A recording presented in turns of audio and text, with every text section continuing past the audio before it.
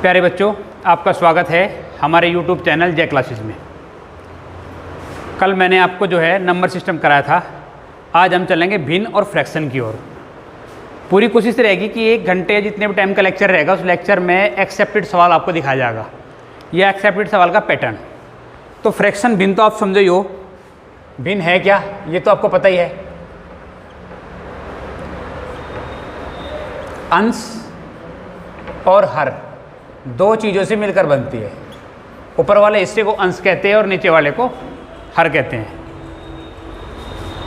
जो भिन्न है वो अंश अपॉन हर, ऊपर वाला हिस्सा अंश और नीचे वाला हर, इन दो चीज़ों से मिलकर बनी होती है। तो आज का जो लेक्चर होगा उसमें हमारा उद्देश्य है, एक एक्सेप्टेड सवाल बनेगा कि आपको भिन्न दे देगा, 3-4 भिन्नें दे देगा और उन भिन्नों में आपसे पूछा जाएगा कि इनमें बड़ी भिन्न कौन सी है और छोटी कौन सी है। या फिर आपसे ये दे देगा कि भिन्न को असेंडिंग और डिसेंडिंग ऑर्डर, आरोही और अवरोही क्रम में सेट करो। ये सवाल लगातार परीक्षा में पूछा जा रहा है। तो एक सवाल लेके चलते हैं। 6/7, 5/6, 4/5 एंड 3/4। ये क्वेश्चन आपका है और आपसे पूछा गया कि आपको ये बताना कि इन भिन्नों में कौन सी भिन्न बड़ी है, कौन सी भिन्न छोटी है। तो एक लॉजिक आप अपने दिमाग में फिट करो। अगर अंश और हर का डिफरेंस सभी भिन्नों में इक्वल हो, देखो यहाँ दोनों का डिफरेंस 1 है, यहाँ भी दोनों का डिफरेंस 1 है, यहाँ भी दोनों का डिफरेंस 1 है, यहाँ भी ये दोनों का डिफरेंस 1 है। 7 में से 6 गया 1, 6 में से 5 गया 1, 5 में से 4 गया 1, या 4 में से 3 गया 1। अगर ऐसी कोई भिन्न आ गई और पूरी सीक्वेंस में सबके बीच का डिफरेंस समान आ रहा, तो जो बड़ी होगी भिन्न, जिसका अंश बड़ा होगा वो सबसे बड़ी भिन्न मानी जाएगी, और जिसका अंश सबसे छोटा होगा वो सबसे छोटी मानी जाएगी। अगर आपसे पूछे कि इसे असेंडिंग ऑर्डर में लिखना है तो 3/4 पहले, 4/5 उसके बाद आप मार्क कर सकते हैं, और 5/6 उसके बाद, और 6/7 आपको उसके बाद। बोलो कॉन्सेप्ट समझ में आया क्या? हो सकता है चीज़ आपसे आज से पहले जानते हो, अगर नहीं जानते तो फिक्स कर लो। अगर पूरी सीरीज में दिए गए सारे नंबर सिस्टम में, सारी फ्रैक्शंस में अंश और हर का अंतर समान है तो आपको कुछ नहीं देखना, जिसका अंश बड़ा है वो बड़ी है और जिसका अंश छोटा है वो छोटी। सपोज करो एक क्वेश्चन और आप देख लो, 7/9, 9/11, 15/17 और 3/5। ये फ्रैक्शन है, ठीक है? यहाँ तक बोर्ड पा रहा है, ठीक है? तो इस फ्रैक्शन में आप देखेंगे कि अंश और हर के बीच का जो डिफरेंस है 2 का, यहाँ भी 2 का, यहाँ भी 2 का और यहाँ भी 2 का। तो आपको कुछ नहीं सोचना, जिसका अंश बड़ा है वो बड़ी है और जिसका अंश छोटा है वो भिन्न छोटी हो जाएगी। देखो सबसे बड़ा अंश है इसका, तो ये सबसे बड़ी भिन्न हो गई, 15/17, डिसेंडिंग ऑर्डर में लिख रहा हूँ। उसके बाद फिर 9/11, उसके बाद 7/9 और उसके बाद 3/5। इस तरह से आप कर सकते हैं, हो जाएगा। ये पहले टाइप का, एक टाइप का क्वेश्चन था जो आपने करा। हम फ्रैक्शन में देखेंगे। अगर इसी का हम दूसरा टाइप ले लें और इस बार ये फिक्स कर लिया जाए कि फ्रैक्शन में अंश और हर के बीच का डिफरेंस निश्चित ना हो, अलग अलग हो, तो ऐसे क्वेश्चन में आप क्या करेंगे? क्वेश्चन देखिए, 11/12, अगली संख्या है 9/11, 3/4 और 5/7। आपको एक फ्रैक्शन दे दी, ठीक है? और इस फ्रैक्शन में आपको ये देखना है कि या तो इसको असेंडिंग ऑर्डर में फिट करना है या डिसेंडिंग ऑर्डर में। इस बार जो पहला लॉजिक था वो खत्म हो गया। अंश और हर के बीच का, न्यूमरेटर और डिनोमिनेटर के बीच का जो डिफरेंस है वो इक्वल नहीं है, ठीक है? ध्यान रखना विशाल, अब गणित नहीं चल रहा, कोई और लॉजिक चल रहा, लॉजिक पे मैथमेटिक्स चल रहा, तो लॉजिक समझ के चल, बस समझ में आएगा मैथ्स पूरा। तो मैं क्या कह रहा, यहाँ डिफरेंस इक्वल नहीं है, तो आपको क्या करना है कि 2 फ्रैक्शंस को पकड़ना है बस। अगर आप असेंडिंग डिसेंडिंग ऑर्डर फिट करना चाह रहे, 2 को पकड़ो। सपोज करो मैंने 2 पकड़ी, इन दोनों का क्रॉस मल्टीप्लिकेशन कर दो। मैंने पकड़ा 11/12 एंड 9/11। मैंने पहले ही तय कर लिया कि मैं इसको डिसेंडिंग ऑर्डर में लिखूंगा, घटते हुए क्रम में, ठीक है, अवरोही क्रम। तो उस कंडीशन में मैं क्या करूंगा, इन दो को लेके क्रॉस मल्टीप्लिकेशन कर दिया। 12 निम्न 108 और 11 11 121। इन दोनों में बड़ा कौन सा है? ये वाला बड़ा हो गया, ये वाला छोटा। छोटे को छोड़ दो, इसको मैंने छोड़ दिया, ड्रॉप कर दिया, और बड़े को लेके वापस दूसरे के साथ चल पड़ा। किसके साथ? 3/4 के साथ। समझ रहे? दोनों में सेट किया, फिर 44 और कितना 36। बड़ा कौन है? ये बड़ा है, छोटे को मैंने छोड़ दिया। अब फिर इसके साथ लेके चला 5/7 एंड 11/12। समझ रहे? यहाँ तो कोई कन्फ्यूजन नहीं है। फिर मैंने क्रॉस मल्टीप्लिकेशन 77 एंड 60। आप देख रहे हैं कि अब भी यही बड़ा है, क्योंकि मैंने इसे डिसेंडिंग ऑर्डर में खड़ा करना है, तो सबसे पहले सबसे बड़े को लिखूंगा। तो मुझे पता चल गया कि इन सब में सबसे बड़ा 11/12 हो गया। इस तरह से जो फ्रैक्शन थी उसमें से ये बाहर हो गया। कोई कन्फ्यूजन? अब नेक्स्ट 2 को ले लो। 9 4 जा 36 और 11 3 जा 33। कौन बड़ा है? ये वाला। इसको छोड़ दो, यानी कि मैं 9/11 को ले लूंगा किसके साथ? 5/7 के साथ। फिर मैंने वही किया, 9 7 जा 63 एंड 11 5 जा 55। कौन बड़ा है? यानी कि जो बची हुई 3 थी, मुझे पता चल गया कि इनमें 9/11 बड़ा है, यानी कि एक और बाहर हो गया गेम से। ठीक हो गया? पता चल रहा है कि इसके बाद अब डिसेंडिंग ऑर्डर। बच गए 2, बचे हुए दोनों में क्रॉस मल्टीप्लिकेशन अप्लाई कर दिया। 7 3 जा 21, 4 5 जा 20। कौन बड़ा है? ये, यानी कि 3/4। और लास्ट बच गया सबसे छोटा है 5/7। ये आपका डिसेंडिंग ऑर्डर हो गया। बोलो समझ में आया क्या? ऐसा कोई क्वेश्चन आपको मिल जाए, अगर आप ये मेथड अप्लाई करते हैं तो काम हो जाएगा। आपको 2 को पकड़ना है और उन 2 को लेकर आप डिसाइड करेंगे कि दोनों में बड़ा कौन है। क्रॉस मल्टीप्लिकेशन अप्लाई करना है। जैसे ही क्रॉस मल्टीप्लिकेशन अप्लाई करेंगे आपको पता चल जाएगा बड़ा कौन सा है। बड़े को अपने साथ रखो, छोटे को छोड़ दो, फिर बड़े को दूसरे साथ कंपैरिजन करो। सपोज करो उन दोनों में कोई बड़ा आ गया, फिर इसको आप ले लो, उसको तीसरे के साथ कंपैरिजन करेंगे। तो आपको फाइनली सबसे बड़ा चुनना है। सबसे बड़ा चुनना है तो उसको यहाँ रख देना है। जब आप डिसेंडिंग ऑर्डर बना रहे हो तब ये करेंगे आप। अगर इसी क्वेश्चन को आप उल्टा करें और आपको असेंडिंग ऑर्डर में चुनना है, तो इस बार आपको छोटा चुनना है, बड़ा छोड़ देना है। ठीक है? एक क्वेश्चन देख लेते हैं। एक ऐसा क्वेश्चन देख लो, अगर आपको ये असेंडिंग ऑर्डर में करना है, आपको अवरोही क्रम में लेना है। एक क्वेश्चन मैं ले लेता हूँ। 8 ये RBI में आया था, असिस्टेंट मैनेजर का क्वेश्चन है। क्वेश्चन है 8/9, 9/11, 8/9, 9/11। उसके बाद है 4/7 एंड 3/6, 4/7 एंड 3/5। ये फ्रैक्शन आपको दे दी। ठीक है? इस बार आपको असेंडिंग ऑर्डर में करना है। ठीक है? आरोही क्रम में, बढ़ते हुए क्रम में। ठीक है? तो आपको छोटा चुनना है। फिर वही करेंगे, आपने पहली 2 ले ली, 8/9 एंड 9/, क्रॉस मल्टीप्लिकेशन करी, 11 8 जा 88, 9 9 जा, बड़ा कौन है? इस बार तो आपको असेंडिंग ऑर्डर में लेना है, बड़े को छोड़ देना है। तो आपने ले लिया 9/11। 9/11 को आप कंपैरिजन करने चाह रहे हैं 4/7 के साथ में। Cross multiplication 63, 44। बड़ा कौन है? ये। बड़ा छोड़ दिया, छोटा ले लिया। छोटे को लास्ट वाले के साथ कंपैरिजन करेंगे, 4/7 कंपैरिजन करी 3/5 के साथ। क्रॉस मल्टीप्लिकेशन अप्लाई कर दिया, 5 4 जा 20, 7 3 जा 21। इन दोनों में छोटा कौन सा है? 4/, तो आपके पास सबसे छोटा नंबर आ गया। क्या आ गया? 4/7। छोटा हो गया, इस फ्रैक्शन से ये बाहर हो गया। अब कोई 2 पकड़े आपने, ये दोनों पकड़ लिए। 5 9 जा 45 और 11 3 जा 33। आप देख रहे हैं कि इन दोनों में कौन छोटा है? ये छोटा है। अब बड़े को छोड़ देंगे हम, छोटे को लेके चलेंगे, इसके साथ ले लो।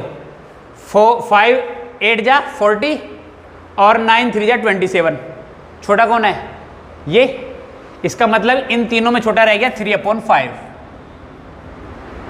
ये भी केस से बाहर हो गया, इसके बाद इससे बड़ा बचे हुए दो, ये दो बच गए।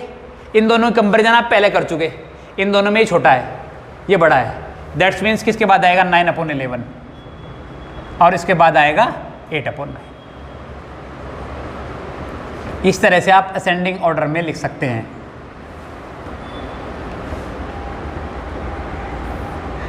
अवरोही क्रम, सॉरी आरोही। बोलो कोई कन्फ्यूजन है क्या? जब आप बढ़ते हुए क्रम में करेंगे तो छोटा पहले पकड़ेंगे, तो जब भी आप कंपैरिजन करने जा रहे हो तब छोटा, ठीक है। और जब आप घटते हुए क्रम में करेंगे तब आप बड़ा पकड़ेंगे। छोटे को छोड़ते चले जाओ, जो सबसे बड़ा है वो चुन लो, उसे लिख दो, उसे फ्रैक्शन से बाहर कर दो। बोलो समझ में आ रहा क्या? कैसा ये क्वेश्चन पूरी संभावना है कि एग्जाम में आपको मिलेगा, पैट का फेवरेट हो सकता है ये क्वेश्चन।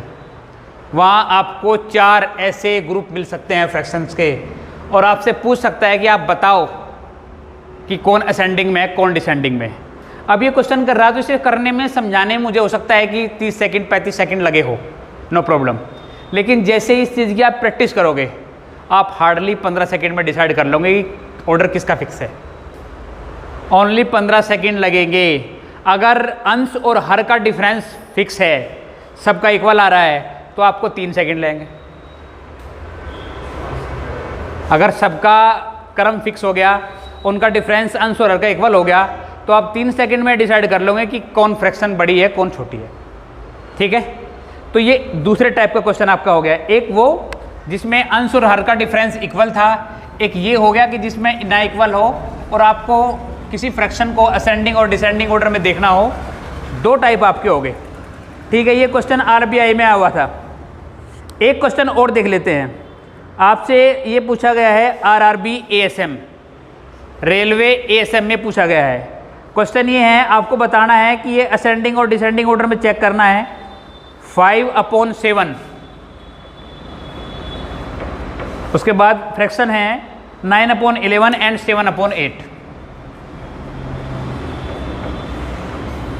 आपसे पूछा गया है कि इस फ्रैक्शन को आप असेंडिंग ऑर्डर में बनाइए, बढ़ते हुए क्रम में। छोटी चुननी है, 2 ले ली, 55, 63। छोटी कौन सी है? ये है। यहाँ बड़ी छोड़नी है, इसके साथ लेके जाओ। 8 5 या 40 एंड 49, तो छोटी ये हो गई, तो ये 5/7 सबसे पहले लिखी गई, केस से बाहर हो गई। बची दोनों में ले लो, 72 77, ये छोटी। दैट्स मीन्स कि जो नंबर्स आपको, जो फ्रैक्शंस आपको दिए गए थे, वे फ्रैक्शन जो थे असेंडिंग ऑर्डर में ही थे। क्लियर होगी बात? तो ये टाइप आपका हो जाएगा भाई। अगर भिन्न में ये सवाल विशाल आएगा तो हो जाएगा। कोई गणित नहीं चल रहा अब। अगर तुझे गणित से डर है तो मैं गणित निकाल ही नहीं रहा, मैं तुझे सिस्टम बता रहा कि इस सिस्टम से सवाल चेक हो सकते हैं। ये तो समझ में आ रहे होंगे, इनमें तो कोई कन्फ्यूजन नहीं है ना।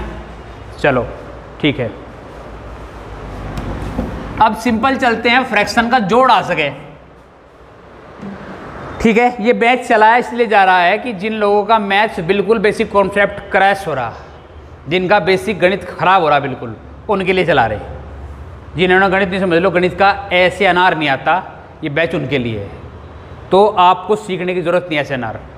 जो सवाल दिया जाएगा उसके मेथड को आपको समझना है कि मेथड क्या है।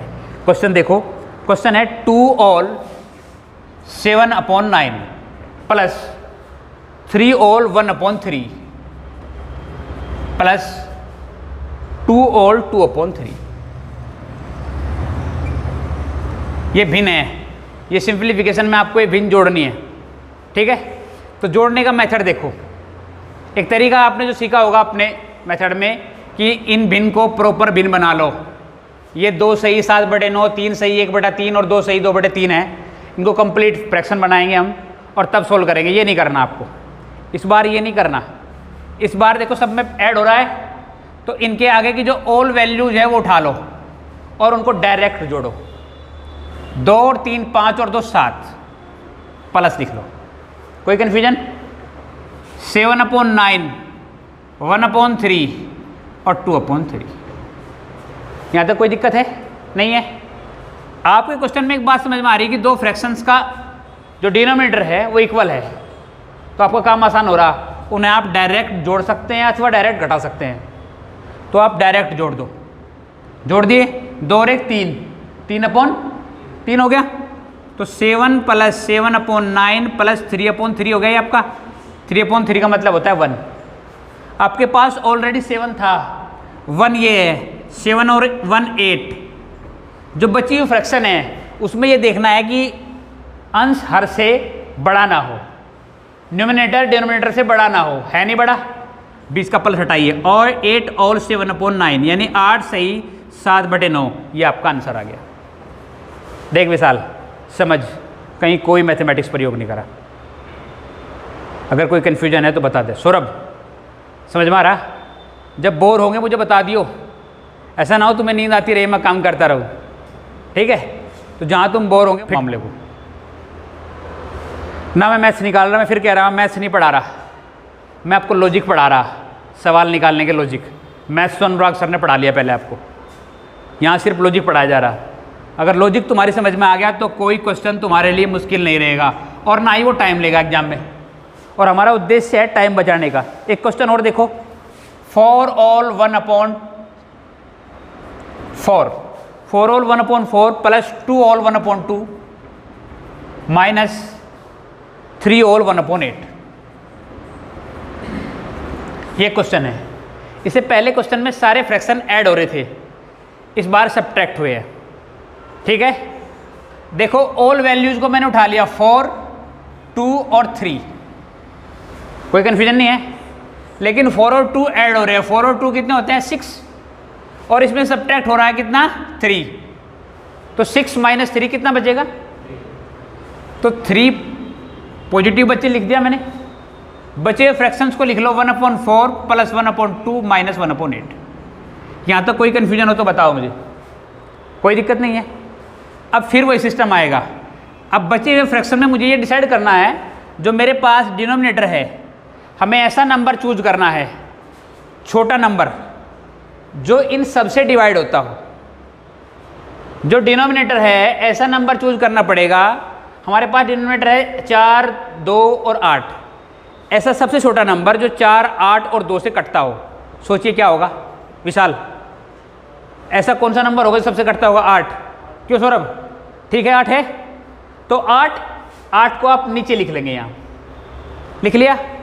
इस 4 से कितने टाइम कट रहा है? 8, 2 बार। 2 बार करने का मतलब है 2 ऊपर आ जाएगा, 2 2 1 2, 2 की मल्टीप्लाई हो जाएगी, बीच में प्लस का मार्क है तो प्लस ही रहेगा।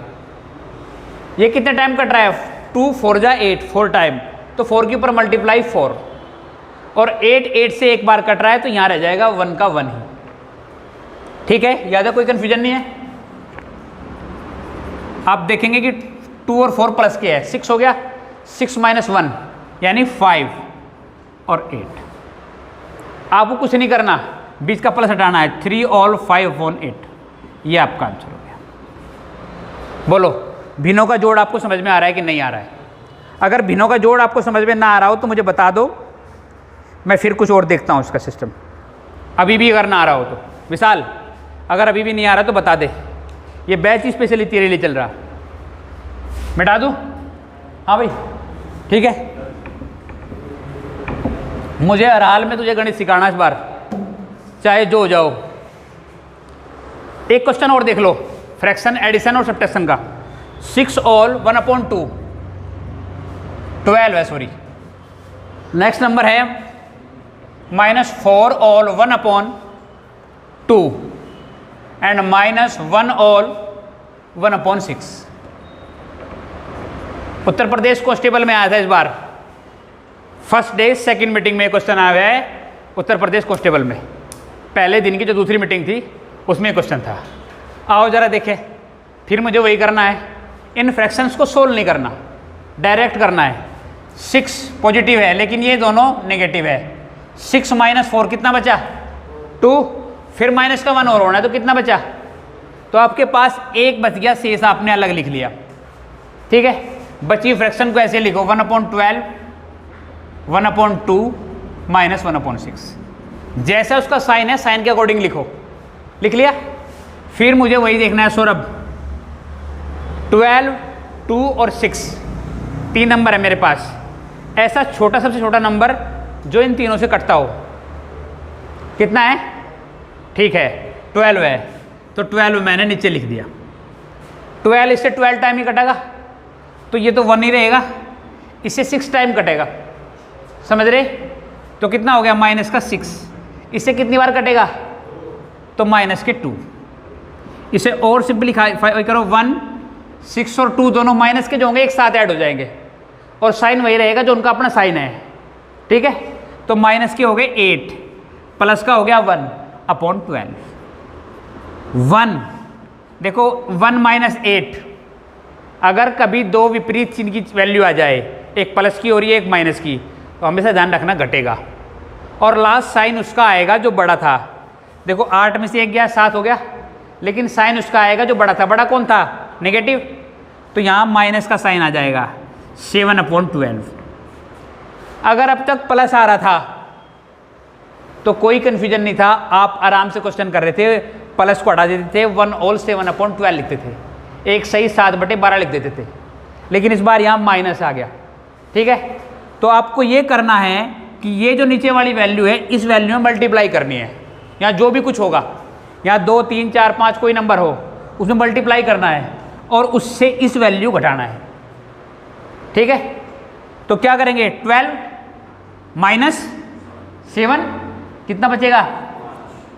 5 अपॉन 12।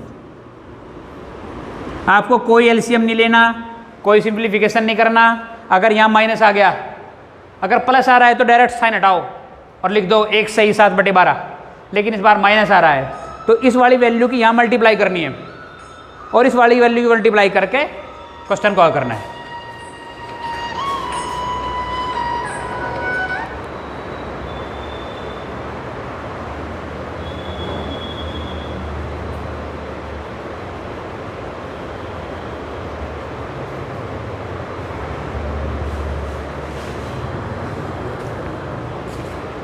बोलो, समझ में आ गया?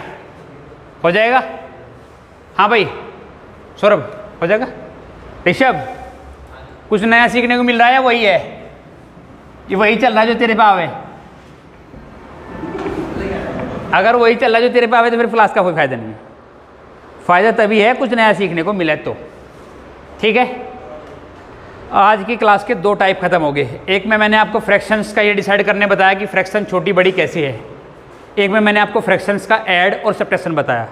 अब चलता है टाइप नंबर 3, भिन्न अथवा दशमलव के आधार पर आपको एक नई चीज़ सीखने को मिलेगी।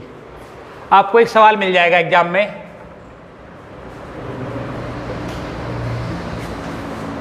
अदरवाइज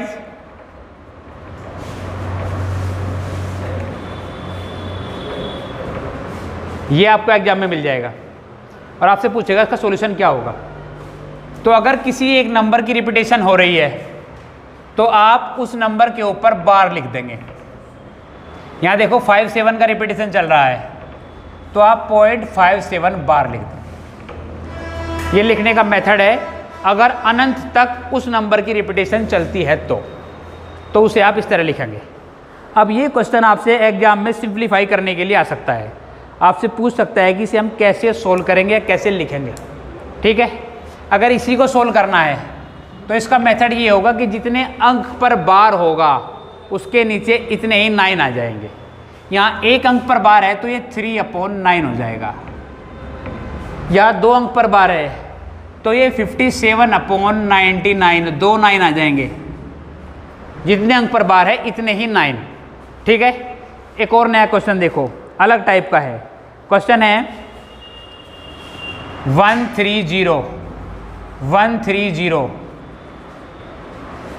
ठीक है, तो ये 13 की रिपीटेशन चल रही है, तो आप क्या करेंगे? 0.130 पर बार। इसको आप लिख सकते हो 130/3 9 के 999 3 बार। ठीक है, यहाँ तो कोई कन्फ्यूजन नहीं है। अब वो सवाल आएगा जो आपने परीक्षा में देखा, एक सवाल रेलवे ग्रुप डी में आया,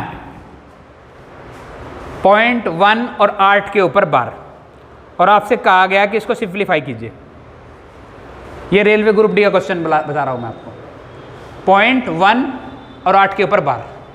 मेथड मेरा वही रहेगा जो मैंने आपको सिखाया।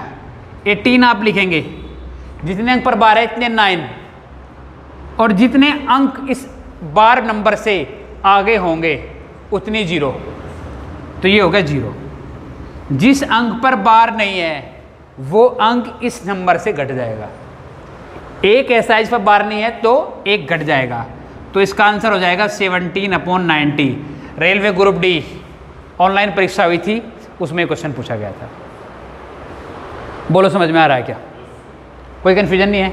जहां आपको कन्फ्यूज हो गए आप मुझसे क्वेश्चन पूछेंगे। नेक्स्ट क्वेश्चन पूछिए 576।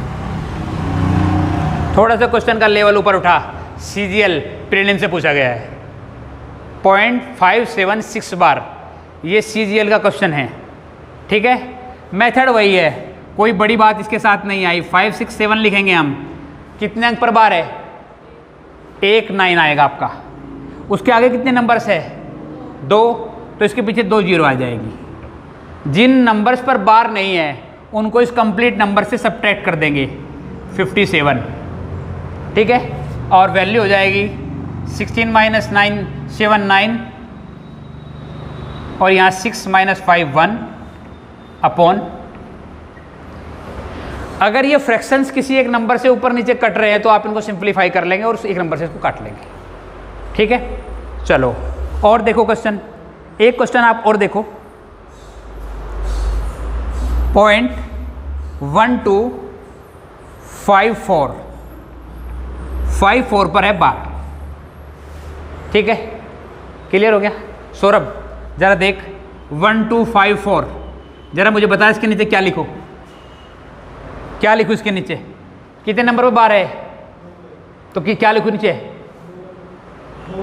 Very good. और क्या लिखूं? वेरी गुड, सही समझ रहा है, बहुत बढ़िया। अब सब्ट्रैक्ट क्या करूं इसमें से? बहुत अच्छे, सही समझ रहा है, पूरा ध्यान यही है। ये 2 4 - 2 एंड 5 - 1 यानी कि 4 2 अपॉन। ये ऐसा नंबर है, अब ये ऊपर और नीचे कटेगा, इसका न्यूमिनेटर और डिनोमिनेटर कटेगा। इसे आप सिंप्लीफाई कर लोगे, सिंप्लीफाई करने के बाद जो फाइनल फ्रैक्शन आपकी आएगी वो आंसर होगा, ठीक है। समझ में आ रहा? कुछ नोट करना हो नोट कर लो, उसके बाद आगे बढ़ता हूँ, ठीक है। चलो घर जाकर वीडियो को पॉज करके कर लियो। आगे बढ़ते हैं।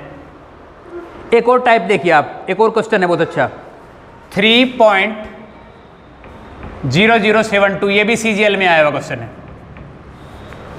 ठीक है। जितने क्वेश्चन हमने आज करे उनमें सबसे अलग लग रहा होगा आपको देखने में, ठीक, कोई अलग नहीं है।